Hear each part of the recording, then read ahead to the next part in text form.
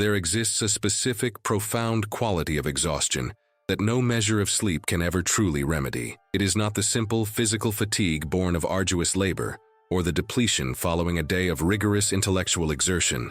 This is the deep spiritual marrow weariness of the sensitive soul, a soul that has spent its entire existence functioning as a finely calibrated tuning fork for the ambient frequencies of the world. Imagine walking into a room, and before a single explicit word is spoken, you absorb the underlying tension. Like a vast emotional reservoir, you perceive the subterranean currents, the submerged anger hiding just beneath the surface of a polite smile, the profound sadness carefully concealed within the architecture of a cynical joke. You are the involuntary recipient of every unspoken anxiety, every environmental pressure, every subtle shift in the emotional weather. For too long, you have been ensnared in the high-stakes cycle of perpetual accommodation, the ceaseless endeavor to please others.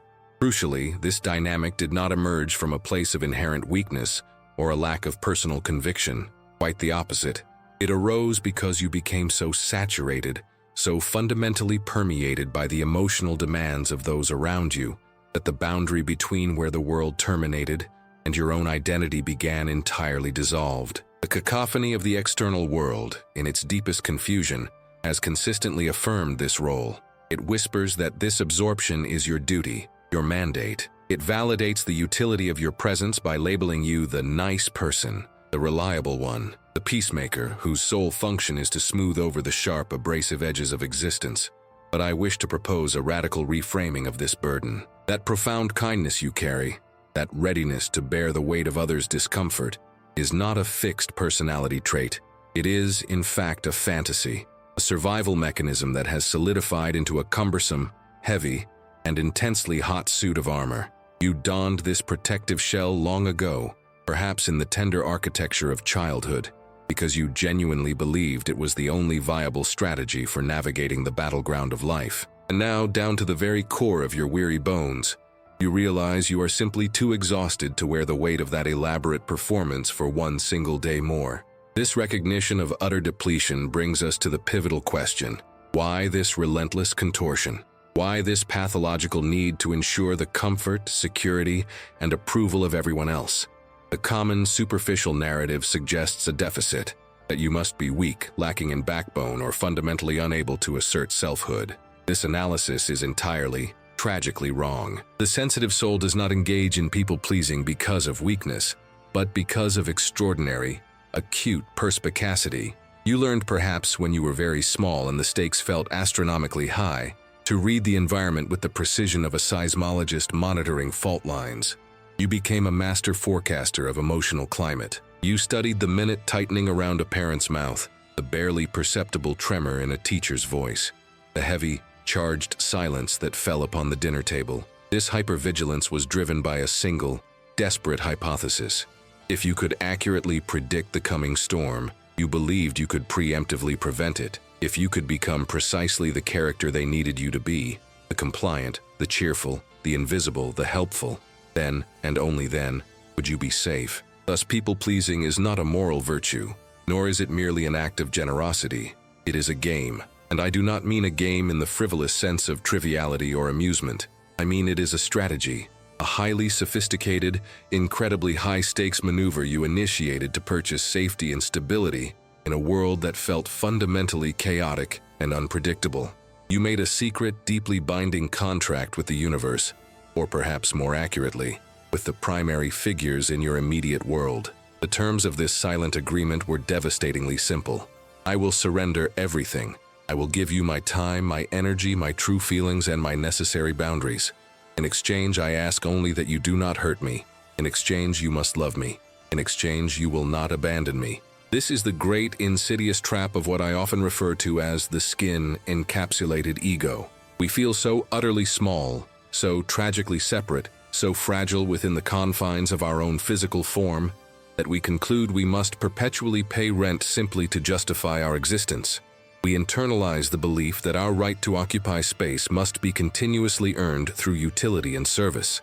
You transform into the indispensable helper, the tireless fixer, the unpaid therapist, the one whose lips are physically incapable of forming the word no.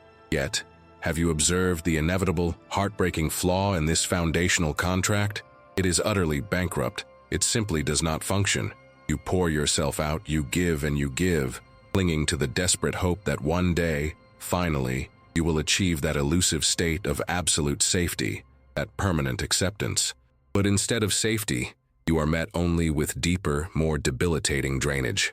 Instead of genuine, reciprocal love, you receive the affection of people who have fallen in love with your mask, with your performance, not with the essential self hidden beneath. They cherish the utility of you. They adore your convenience. They view you as an emotional vending machine, perpetually stocked, reliable, and seemingly immune to running empty.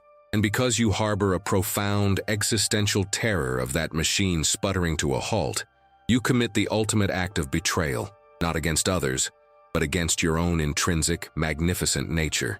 You abandon yourself, again and again, in service of a debt that can never be fully repaid. This trajectory inevitably leads us to the breaking point. This is the sacred moment where the sensitive soul ceases its performance, not because it has suddenly become cruel, and certainly not because it has consciously chosen selfishness, but simply because it is profoundly, irrevocably bone-tired.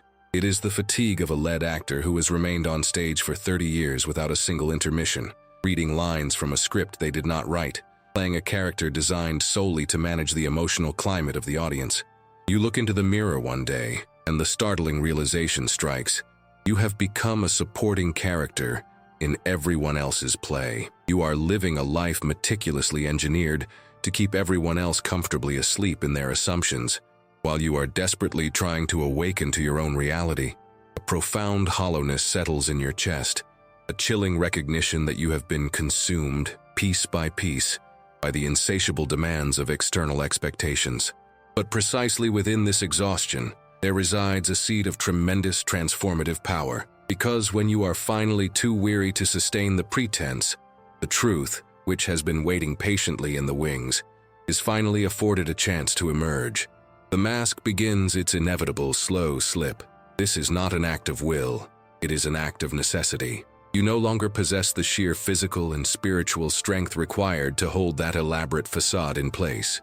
And this moment, my friends, is not the cessation of your life. It is the beginning. It is the moment the chrysalis realizes it can no longer, under any circumstances, remain merely a caterpillar, regardless of how valiantly it attempts to cling to the familiar leaf. The necessary, beautiful dissolving has commenced. We now arrive at the most fascinating and perhaps the most terrifying phase of this transformation, the rupture. This break rarely manifests as a dramatic external explosion. You are unlikely to throw plates against the wall or erupt in a sudden theatrical scream. Your rupture, true to your nature, tends to be internal, quiet, and deeply unsettling to those who rely on your previous accommodation. The rupture is the quiet, internal earthquake that readjusts the tectonic plates of your being. It is the moment your deepest need, the need for authenticity, finally overwhelms your oldest strategy, the need for safety. The first sign of this rupture is usually a subtle, almost imperceptible shift in your energetic response. Where once there was an automatic, instantaneous yes to every request, there is now a pause. That pause is the first boundary, the first breath of true selfhood. It is an internal moment of sovereignty, where you finally consult the only authority that matters, your own deepest fatigue. You begin to notice the requests that feel like incursions, not invitations. You observe the people who only approach you when they need assistance, counsel, or emotional labor, and never simply for the joy of shared presence. This observation is brutal, but necessary. It is the dawning realization that many relationships were built upon the foundation of your utility, not your personhood. And when you fail to deliver the expected utility, when you finally say the soft, tentative no, the reaction of others can be jarring. They will often accuse you of becoming cold, selfish, or suddenly difficult. This reaction is the clearest confirmation that they were attached to the system you provided, not the soul you are. It is vital to understand that this pushback is not a sign of your moral failure. It is merely the feedback loop of the old system breaking down. When the emotional vending machine runs empty, the consumers sometimes rattle the machine. But you must hold firm, recognizing that their discomfort is merely the friction caused by their own expectations being challenged. not a judgment on your inherent worth. The true work of the rupture is the reclamation of space.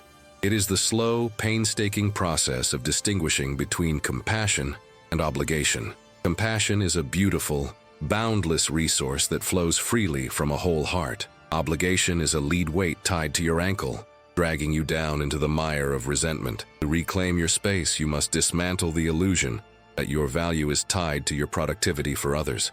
This requires radical self-permission, permission to rest without guilt, permission to pursue joy without justification, permission to disappoint those who have grown comfortable with your perpetual availability.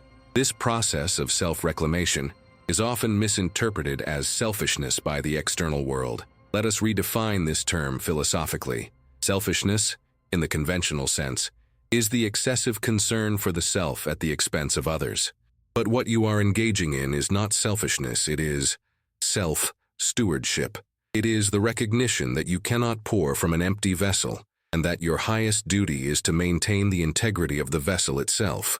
By protecting your energy, you are not withholding goodness from the world. You are ensuring that when you do give, it comes from a place of genuine abundance, not desperate depletion. This shift from obligation to true choice is the essence of adult spiritual maturity. The rupture is terrifying because it necessitates the loss of the old, familiar comfort, the comfort of being needed, the comfort of predictable acceptance, even if that acceptance was conditional. You are trading the false security of the mask for the terrifying, limitless freedom of the authentic self. This is the path of the genuine seeker, the willingness to stand alone in the wilderness of your own truth, rather than remain captive in the crowded, comfortable prison of others' expectations. The fatigue has served its purpose. It was the necessary hammer that shattered the glass cage of the accommodating self. Now, the quiet, profound work of building a life based on resonance, not reaction, truly begins. The profound fatigue that afflicts the exquisitely sensitive soul is not merely a shortage of sleep. It is an ontological exhaustion, a weariness rooted in the very nature of being. It is the consequence of having lived for decades in a state of perpetual kinetic surveillance, where the primary function of the self was not self-expression, but environmental regulation. To truly understand this burden, we must observe its manifestation in the quiet, unscripted moments of daily existence, where the exterior facade of composure meets the frantic, collapsing reality of the interior world. Consider the common scene: a dining room table, a seemingly innocuous family gathering, or a professional luncheon. To the casual observer, you are present, attentive, perhaps slightly reserved, but fundamentally engaged. Yet the reality of the sensitive soul in this setting is akin to being trapped in a sensory echo chamber. You do not merely hear the conversation, you hear the subtext of the conversation. Every syllable is weighted, every silence is a vacuum, and every averted gaze is a signal flag of unresolved conflict. Your internal systems, trained since childhood, spring into immediate, involuntary action. You register the slight, almost imperceptible tremor in the voice of the person speaking, revealing anxiety beneath their confident delivery. You feel the cold spike of resentment radiating from the corner of the room, aimed not at you, but at the general unfairness of the world. And yet you absorb it, neutralizing its toxic potential within your own energy field. You become the silent, emotional conductor of the room, tasked with keeping the discordant orchestra of human fears and desires from descending into chaos. This is the unseen labor of the accommodating self, the continuous, high-stakes game of emotional meteorology, where the slightest change in atmospheric pressure demands an immediate, self-sacrificing response. The contrast between the exterior calm and the interior frenzy creates a deep, exhausting schism. Externally, you are the calm harbor, the reliable listener, the one who never interrupts, the one who possesses the perfect, soothing phrase for every crisis. Internally, however, you are a frantic switchboard operator, routing emotional traffic, dampening sonic blasts, and desperately trying to maintain the structural integrity of the entire social edifice. You are performing complex calculations in real time. If I agree with A, B will feel validated, but C will feel dismissed. If I introduce a light-hearted anecdote now, the tension between X and Y might dissipate, but I will sacrifice the last remaining reserves of my own mental focus. This endless triangulation is not conscious thought. It is an embedded survival mechanism, a reflex refined through years of seeking safety, by ensuring the comfort of others. The profound tragedy of this existence lies in the fact that, in your attempt to create a safe space for everyone else, you inadvertently evacuate yourself. You become a hollow vessel, exquisitely polished and highly functional, but utterly devoid of your own essence. The world praises your empathy, your selflessness, your patience, and these praises feel like the payment of rent for your existence, reinforcing the belief that your worth is directly proportional to your utility. Consider the moment a request arrives, perhaps a simple one, an extra task at work, a favor for a distant acquaintance, an imposition on your limited free time. The request itself is minor, but the sensitive soul experiences it as the final straw placed upon an already fractured spine. The internal self screams, "No, I cannot. I am empty." But the mouth, conditioned by decades of compliance, automatically forms the word yes. This is not a failure of willpower. It is the ultimate victory of the deeply ingrained survival script. The script dictates that saying no is an act of aggression, a declaration of war against the fragile acceptance you have painstakingly earned. The fear is primal. If you stop being useful, you will stop being loved. If you stop accommodating, you will be abandoned. This is the tyranny of the mask. It demands perpetual performance. You are the actor who cannot leave the stage, even when the theater is empty. You find yourself smiling through conversations where your soul feels utterly detached, nodding in agreement to opinions that erode your internal truth, and offering counsel when you desperately require silence. The exhaustion is the cumulative weight of all the true words left unspoken, all the authentic boundaries left unmaintained, and all the borrowed emotions that refuse to be returned to their rightful owners. When the sensitive soul finally retreats into solitude, the exhaustion is not relieved. It is merely unveiled. It is in the quiet of the late evening that the true cost of the day's performance becomes apparent. You are not simply tired. You are saturated. You feel the residual anger, the unprocessed grief, the petty anxieties of dozens of interactions clinging to you like psychic debris. You try to focus on your own life, your own thoughts, your own desires, but the clarity is gone. Your inner landscape is cluttered with the emotional residue of the outside world. This is the state of depletion I call the parallax of self. You stand at the center of your life, yet you view it through the distorted lens of everyone else's expectations. You know intellectually that you must rest and reclaim your energy, but the habit of external focus is so strong that even in solitude, you continue to monitor the invisible atmosphere. You are conditioned to be a resource, and the idea of simply being without immediate utility feels profoundly alien and frightening. The great mystery inherent in this profound fatigue is that it is simultaneously a collapse and a breakthrough. The exhaustion is the body and soul initiating a mandatory, non-negotiable shutdown. The sensitive soul, having exhausted all resources in the service of the external world, is finally forced inward by sheer necessity. The armor, that heavy, hot, suffocating suit of accommodation, is beginning to melt, not by conscious choice, but by the sheer, overwhelming heat of internal burnout. This realization is often accompanied by a frightening sense of void. When the mask begins to dissolve, the sensitive soul discovers that the space where their true self should reside feels empty, a consequence of having spent a lifetime prioritizing the emotional cartography of others over their own. This moment of existential hollowness is terrifying because the established system of survival, the people-pleasing mechanism, is failing, and there appears to be nothing solid to replace it. Yet this void is not a sign of ultimate failure. It is the necessary space for reconstruction. The fatigue has performed the essential task of clearing the ground. You are too tired to maintain the elaborate fiction, too drained to continue the high-stakes game. This cessation of effort is the first involuntary act of self-reclamation. You are not choosing to stop. You are being stopped by the wisdom of your deepest self, which recognizes that the contract you made with the universe, "I will be everything you need and in exchange you must guarantee my safety," is fundamentally bankrupt. The inevitable consequence of this deep exhaustion is the beginning of the rupture, the moment the accommodating self can no longer sustain its structure. This rupture is rarely dramatic in the way the world expects. It does not begin with shouts or confrontations. It begins with silence. It begins with the inability to summon the energy for the habitual performance.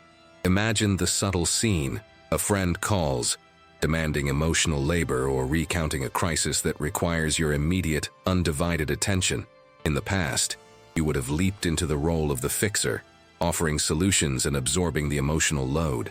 Now, however, the response is different. You listen, but the internal switchboard is dark. There is no frantic calculation, no automatic urge to solve. There is only a deep, quiet stillness.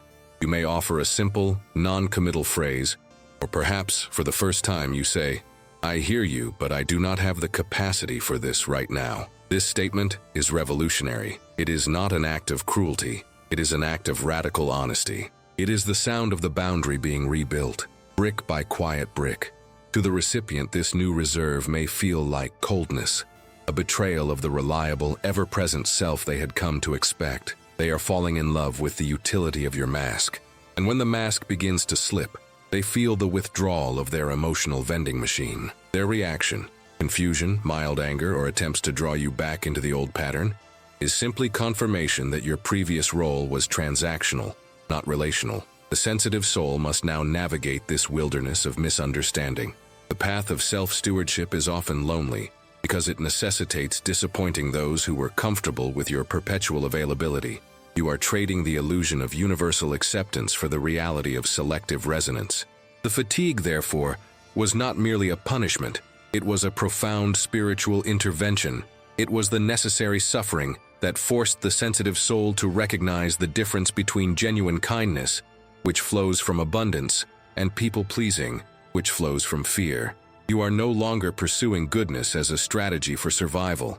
You are beginning to pursue authenticity as a foundation for genuine life. The dissolution of the old self is painful, but the pain is the necessary friction of transformation, the sound of the chrysalis splitting open. You are too tired to be anyone but yourself, and in that exhaustion, the true self, long hidden beneath the heavy armor, finally finds the strength to breathe. This quiet emergence marks the true beginning of the life you were meant to live, a life built on integrity, not obligation. A exaustão que o sono não pode dissipar é, na verdade, sintoma, o eco físico de uma profunda desarmonia metafísica. Não é o corpo que falhou, mas a alma que se cansou de sustentar uma arquitetura de identidade que nunca foi sua. Para o indivíduo sensível, a vida se transforma em exercício constante de gestão de riscos emocionais. A verdadeira teoria que devemos desvelar aqui é a do mecanismo do eu proxy. Uma estratégia de sobrevivência incrivelmente engenhosa, mas insustentável, criada na infância para garantir mínimo de segurança em ambiente percebido como caótico ou condicional. O eu proxy é a máscara de utilidade, o personagem que você interpreta para que o mundo continue a girar de maneira previsível. Este mecanismo não surge de uma fraqueza de caráter, mas de uma extraordinária acuidade perceptiva. O indivíduo sensível aprendeu, muito cedo, que o amor e a aceitação não eram incondicionais, mas sim uma recompensa pela conformidade. Eles desenvolveram uma capacidade quase sísmica de ler o ambiente, de antecipar a tempestade emocional antes que a primeira gota caísse. Eles não estão apenas lendo a linguagem corporal, eles estão interpretando a microdinâmica de poder, o tom não dito, o peso do silêncio. Esta vigilância constante não é uma escolha, é uma exigência imposta pela necessidade de manter a estabilidade. O eu proxy é o mestre da previsão climática emocional, sempre ajustando a temperatura interna para corresponder à expectativa externa. A razão pela qual você se dobra tanto para garantir o conforto alheio não é porque você é inerentemente fraco ou desprovido de limites, mas porque você está jogando um jogo de altíssima aposta pela sua segurança ontológica. O objetivo não é ser legal, o objetivo é comprar paz. Você internalizou a crença de que, se você puder ser exatamente quem eles precisam que você seja, o pacificador, o terapeuta não remunerado, o porto seguro, o elo que conecta todos, então você será invulnerável ao abandono e à crítica destrutiva. O ato de agradar, portanto, não é uma virtude moral. É uma complexa estratégia defensiva, um sistema de defesa psicológica que exige um custo operacional exorbitante. Mas se esta estratégia é tão exaustiva e insustentável a longo prazo, por que a alma sensível persiste em pagar o preço? mesmo quando o cansaço ameaça desintegrá-la. A persistência reside na confusão entre ser útil e ser amado. O eu proxy estabelece uma economia da segurança emprestada. Nesta economia, a moeda de troca não é o dinheiro, mas a sua própria energia vital, seu tempo, suas verdadeiras necessidades e, crucialmente, seus limites. Você faz um contrato secreto e implícito com o universo, ou com as figuras centrais em sua vida. Eu lhes darei tudo, minha autenticidade, meu descanso, meu espaço, e em troca, vocês me garantirão que não serei ferido. Vocês me garantirão que serei necessário. Este contrato, no entanto, é fundamentalmente falho e, no fim, sempre leva à falência espiritual.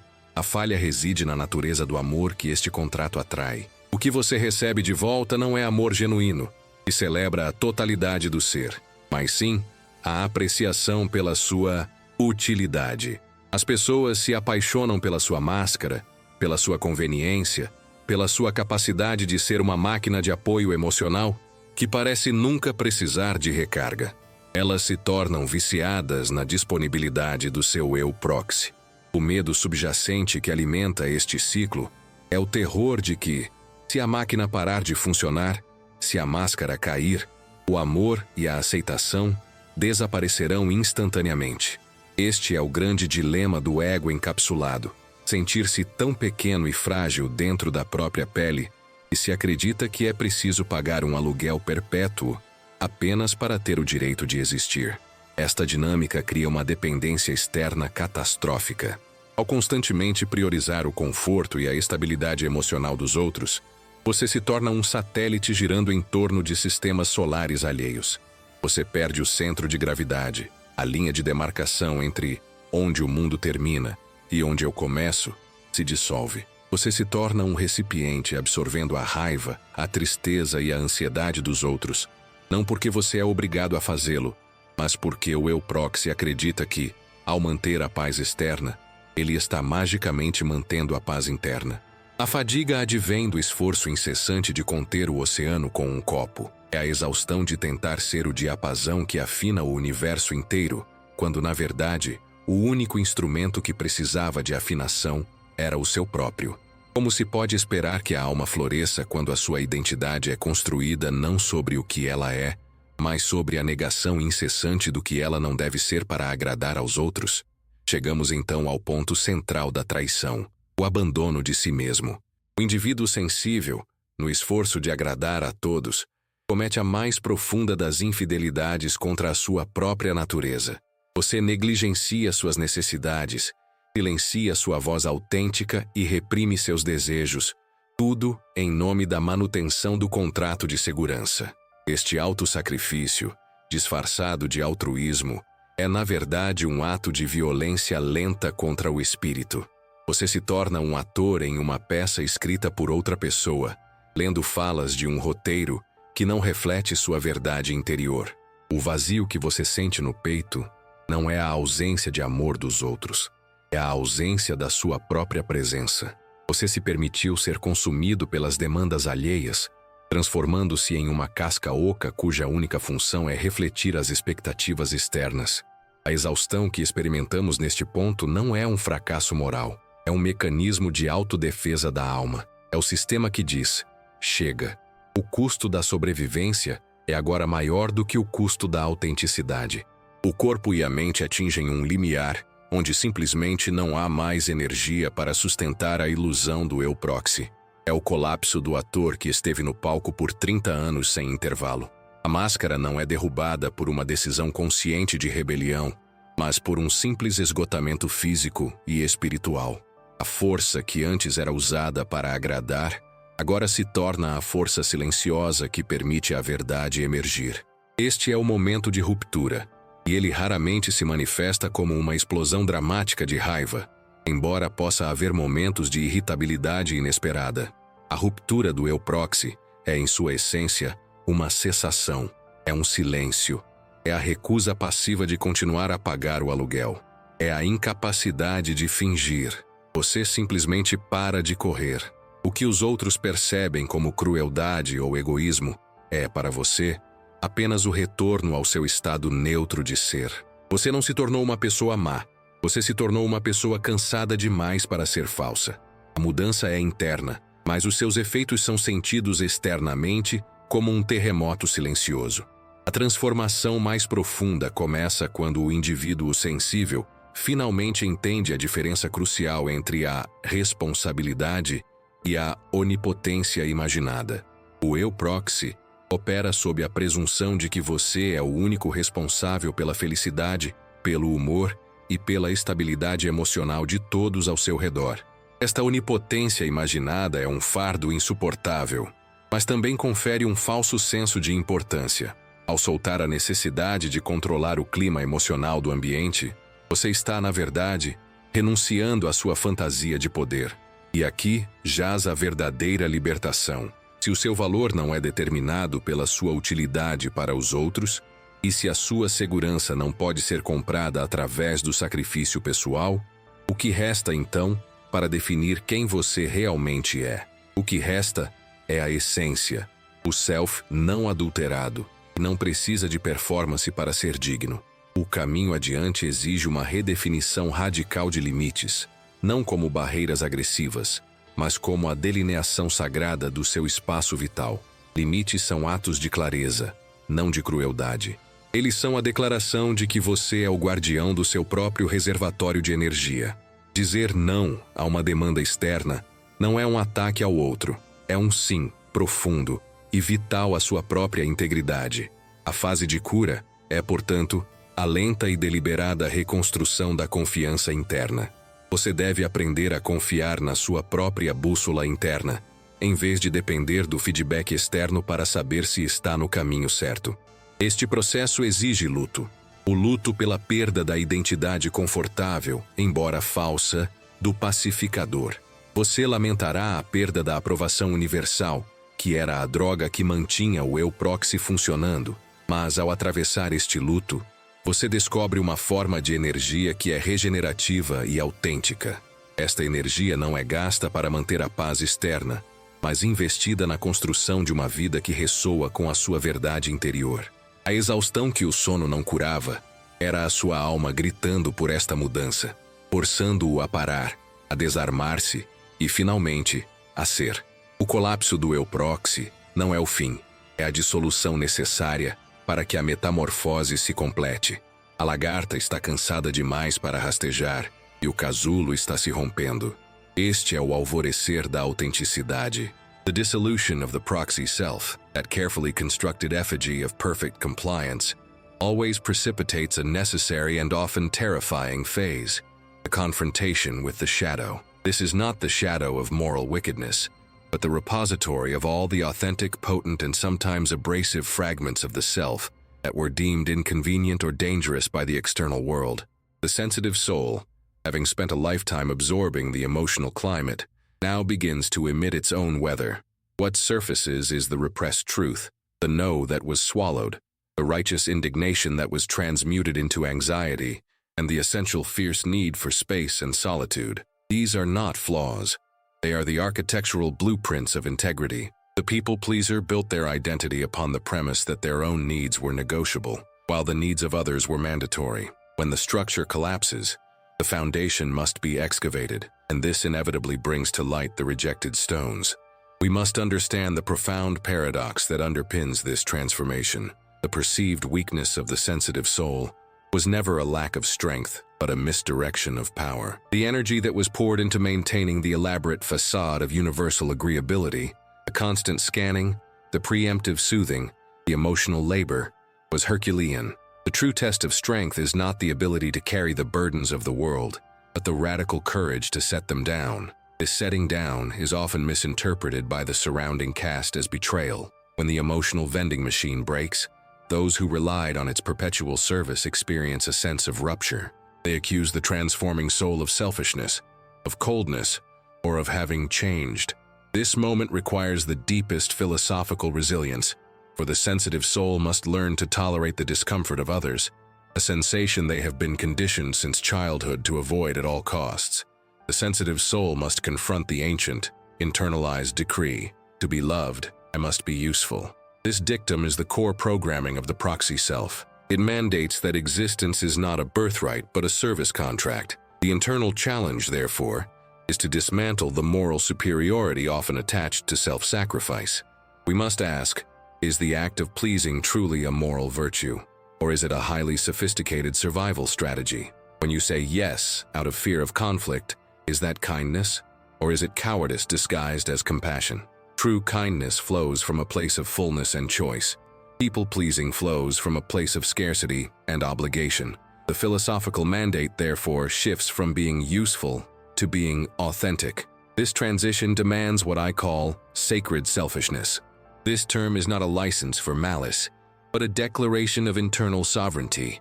It is the recognition that the self is the primary territory for which one is responsible.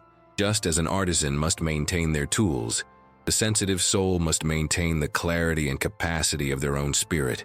Sacred selfishness is the ethical mandate to protect one's reservoir so that whatever is offered to the world comes from overflow, not from depletion. The sensitive soul must now undergo a voluntary exile, a necessary withdrawal from the noise of external validation. This period is akin to the alchemical process of separatio, where the essential components are isolated in the crucible.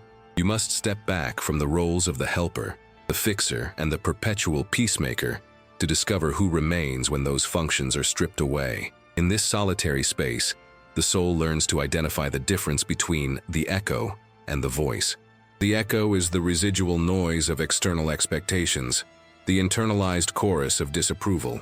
The voice is the subtle, steady rhythm of inner truth. For years, the sensitive soul has used the external world as a mirror, seeking validation to confirm their existence. Now, the internal mirror must be polished. The great irony is that the sensitive soul, in its attempt to secure connection through conformity, often achieved the very isolation it feared. By never revealing their true landscape, they ensured that others fell in love with a well-crafted map, not the actual terrain. The proxy self achieved utility, but sacrificed intimacy. The path of authenticity, however, is the path of genuine connection. It requires the willingness to be seen in one's full, sometimes messy reality. This means accepting that when you stand in your truth, some connections will inevitably fall away. Those relationships that were built exclusively on your convenience, those who loved your utility rather than your essence, will find the new, bounded self intolerable. This is the great rupture, and it is a necessary purification. The sensitive soul must understand that the cessation of people-pleasing is not an act of aggression, but an act of supreme self-respect. When you withdraw your energy from the constant performance, that energy does not vanish. It is reinvested internally. It becomes the fuel for self-actualization, creativity, and genuine discerning compassion. Consider the analogy of the ship's hull. The people-pleaser is constantly trying to patch the leaks in everyone else's vessels, ignoring the rising water in their own bilge. Authenticity is the decision to return to your own dock, repair your own hull, and set your own course. This requires a profound shift from being reactive, responding to every external stimulus, to being sovereign, acting according to internal principles. This sovereignty is built not on grand gestures, but on the meticulous practice of small boundaries. It is the refusal to answer the phone after a certain hour, the willingness to sit in the awkward silence after saying no, and the courage to articulate a preference, even when it slightly inconveniences another. Each small boundary is a vote for the authentic self, a declaration that one's time, energy, and emotional bandwidth are sacred resources, not commodities for public consumption. The deepest work of this phase is the integration of the rejected emotions, particularly anger. For the people-pleaser, anger is the ultimate taboo, the emotion that threatens the fragile peace they strive to maintain. But anger, when stripped of its violent potential, is pure information. It is the soul's internal alarm system, signaling that a boundary has been crossed or a core value has been violated. The mature, sensitive soul does not suppress anger. They transmute it into clarity. They learn to listen to its signal and use its energy to define and defend their integrity, rather than allowing it to fester into resentment or turn inward as depression. This transmutation is the hallmark of the truly integrated self, the ability to feel the fierce, protective energy of self-advocacy without allowing it to devolve into cruelty towards others. The ultimate liberation lies in recognizing that you are not responsible for the emotional management of the world. You are not the atmospheric regulator. The world's confusion, frustration, and disappointment are their curriculum, not your debt.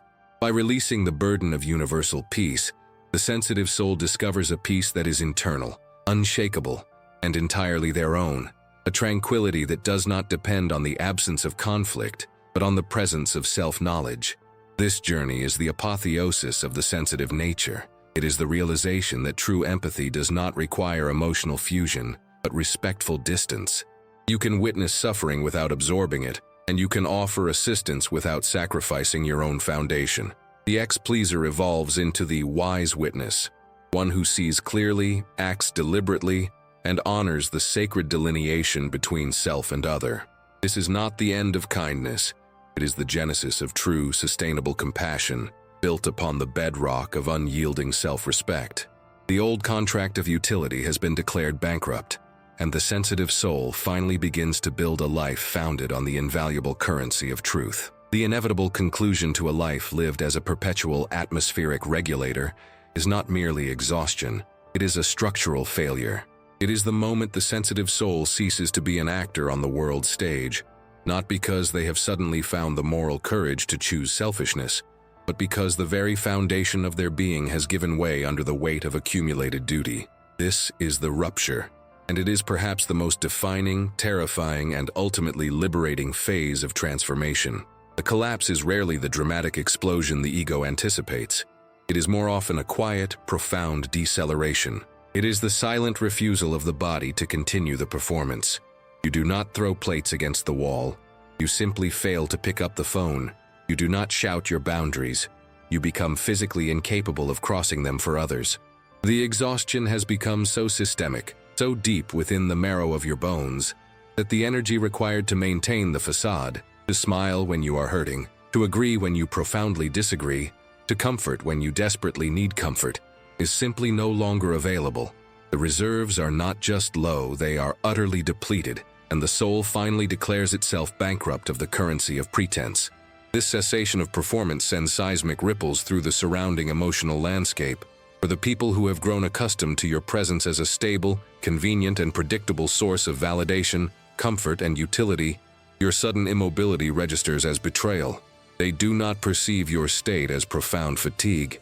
They perceive it as a sudden, inexplicable act of cruelty.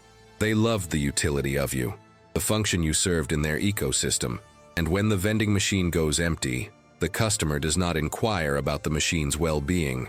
They demand their product. This is the moment of maximum external pressure, and it is the crucible in which true self-definition is forged. The accusations will come, cloaked in the language of moral judgment. You have changed. You are selfish now. Where is your compassion? We depended on you. These voices, internalized and externalized, are the final desperate attempts of the old system to pull you back into orbit. They are the spectral presences of the contract you secretly signed years ago. Be useful, and you will be loved. To withstand this backlash requires a fierce, cold clarity. You must recognize that the pain you are causing others by setting boundaries is not malicious. It is the necessary pain of adjustment. You are witnessing the withdrawal symptoms of those who relied on your self-abandonment for their own emotional regulation. Your withdrawal is forcing them to face their own responsibilities, and that confrontation is uncomfortable. Your job in this moment is not to cushion their discomfort, but to honor the truth of your own exhaustion. This fidelity to self is the highest act of compassion you can perform, for it teaches everyone around you, by silent example, the profound value of integrity. The internal landscape during the rupture is equally treacherous. The ego, which has defined itself for decades by its usefulness and its capacity to please, experiences this collapse as an existential threat. The sensitive soul, having withdrawn the mask, is left naked and exposed. There is a terrifying hollow space in the chest where the constant frantic activity of managing others once resided. This emptiness is the spiritual equivalent of a vacuum, and the mind rushes to fill it with guilt, anxiety, and the paralyzing fear of abandonment. If I am not the fixer, who am I? If I am not needed, do I deserve to exist? This fear is the ghost of the old contract, whispering its final warnings. You must understand that the cessation of pleasing is not the end of kindness. It is the end of conditional kindness. It is the beginning of a life where your generosity flows from an internal reservoir of abundance, rather than being squeezed out of a state of chronic deficit. To move through this phase, the sensitive soul must adopt the posture of a warrior who is not fighting others, but fighting the deeply ingrained cultural imperative to self-sacrifice. You are dismantling an armature of identity that was built for survival in childhood, but is now killing you in adulthood. You must allow the dissolution to occur, even when it feels like annihilation. The rupture manifests in small yet monumental acts of defiance. It is the first time you say no without immediately appending an elaborate apologetic explanation. It is the moment you allow someone else to feel disappointed without rushing in to fix their emotional state. It is the choice to spend a Saturday afternoon in profound, restorative solitude, rather than attending an obligatory social function that would drain you. These small acts are not selfish. They are the foundational stones of self-sovereignty. This pivot point is where the true, sustainable power of the sensitive soul emerges. When you are too tired to pretend, you become too authentic to be ignored. The energy you once spent on maintaining the delicate emotional balance of others is now reclaimed and redirected inward. This reclaimed energy is not dormant. It is catalytic. It fuels the quiet, internal work of discerning what you actually believe, what you actually desire, and what boundaries are non-negotiable for your survival. The process of deconstruction is slow and often agonizing. There is a necessary period of awkwardness, where you feel clumsy in your own skin, unsure of how to navigate social interactions without the familiar scripts of appeasement. You are learning a new language, the language of truth, and it feels foreign and sharp on your tongue. People may misinterpret your clarity as coldness or your silence as indifference. You must endure this misinterpretation, holding firm to the internal knowledge that you are finally aligning your external actions with your internal truth. The great liberation of the rupture is the realization that you cannot be abandoned if you have never truly left yourself. The fear of being left, the fundamental terror that drove the entire pleasing mechanism, begins to lose its grip when you realize that the deepest betrayal was the constant abandonment of your own needs. By choosing to stay present with your own pain, your own exhaustion, and your own truth, you establish an internal anchor that no external storm can sever. This is the denouement of the old self and the overture of the new. The sensitive soul, having passed through the crucible of collapse, emerges not hardened but rigorously defined. They are no longer defined by what they give, but by what they are willing to preserve. They understand, with a clarity that cuts through all residual guilt, that the greatest offering they can make to the world is not their endless service, but their whole, authentic, and well-rested presence.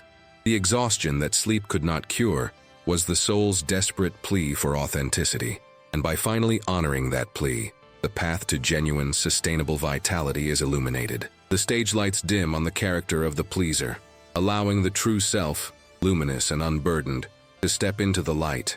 The journey of self-reclamation is now fully underway, and the former actor is ready to become the author of their own life. A alma sensível, tendo sobrevivido ao cadinho do colapso, não se encontra apenas em estado de repouso físico, mas numa soberania existencial profundamente merecida. A exaustão que o sono não podia curar era, em última análise, a fadiga da performance, o custo ontológico de tentar ser tudo para todos.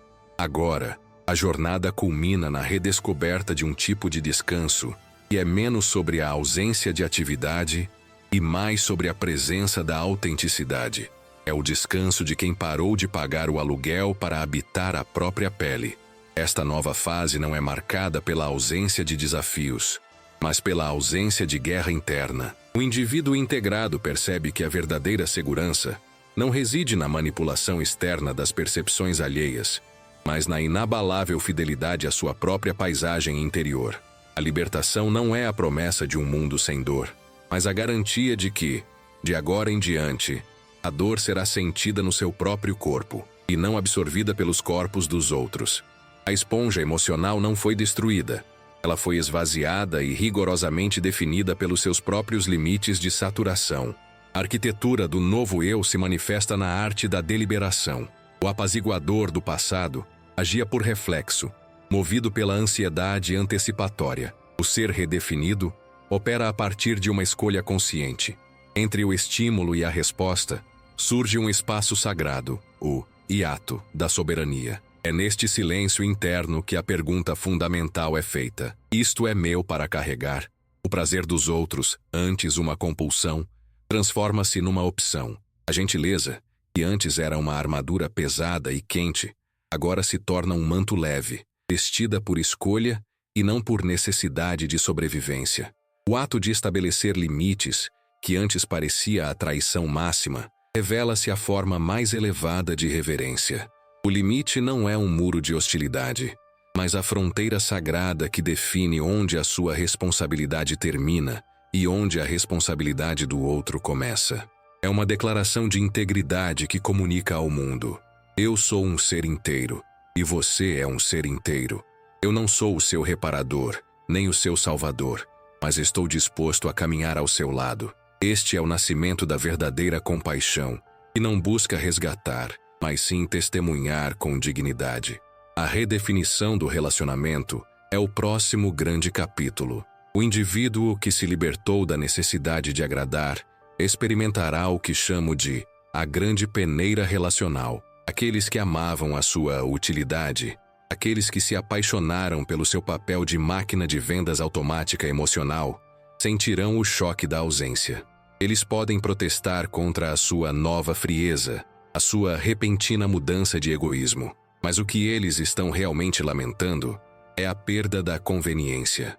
Eles não estão de luto por você, mas pela máscara que você usava para eles. É um momento de profunda solidão, mas esta solidão não é vazia. É a solitude necessária para a fundação. É aqui que o ser integrado aprende a suportar o imposto de autenticidade. O preço da liberdade é a inevitável desaprovação daqueles que dependiam da sua servidão. No entanto, esta solidão cria espaço para a atração. Ao invés de atrair aqueles que precisam desesperadamente ser preenchidos, você começa a atrair aqueles que estão em processo de preenchimento de si mesmos. Os relacionamentos se movem de transacionais para ressonantes.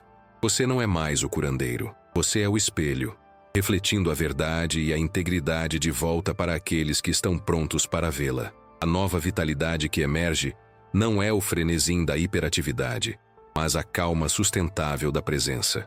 O cansaço da alma era, em essência, o ruído branco do ego tentando desesperadamente controlar o incontrolável. Ao abandonar o jogo da previsão e do controle, a energia que antes era gasta na vigilância constante, monitorando o clima emocional de todos na sala, é agora realocada para a criação e para o cultivo do próprio jardim interior.